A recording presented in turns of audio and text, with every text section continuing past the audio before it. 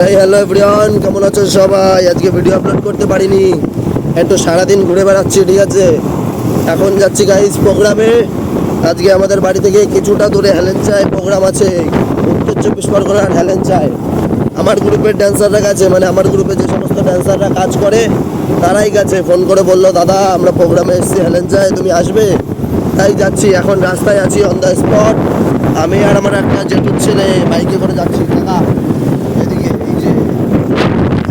আমার জেঠুর ছেলে, আমি আর আমার দাদা যাচ্ছি এখন অন দ্য স্পট প্রোগ্রামে। আজকে স্পটে যাবো, স্পটে যাওয়ার পরে ড্যান্সারদের সাথে একটু রিয়াকশান টাইপের ভিডিও করবো গাইজ। এখন রাস্তা দিয়ে যাওয়ার সময় মাথায় খেললো যে ড্যান্সারদের সাথে একটু রিয়াকশান টাইপের ভিডিও করবো। কেমন রিয়াকশান? মানে ওরা আমার গ্রুপে যখন কাজে যায় তখন অন্য মানুষরা ওদেরকে ছুট দেয়। আজকে আমি নিজে গিয়ে 10 টাকা 20 টাকা ওদেরকে ছুট দেবো। যখন ওরা স্টেজে নাচ করবে ঠিক সেই টাইমে আমি স্টেজের নিচে দাঁড়িয়ে ওদেরকে প্রাইজ দেবো 10 টাকা 20 টাকা, এবং ওদের রিয়াকশানটা কী হয় সেটা চেক করবো, ঠিক আছে। তোমাদের সাথেও শেয়ার করবো ভিডিও করে এর পরের ভিডিওতে।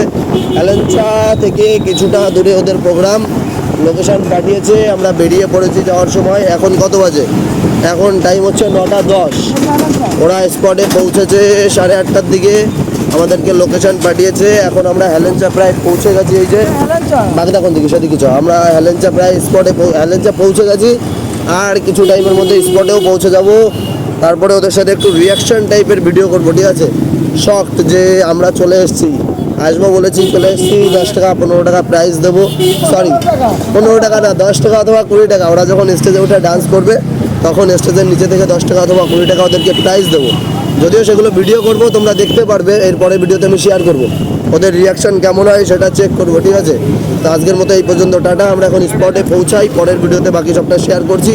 টাটা, সবাই ভালো থেকো, গুড বাই।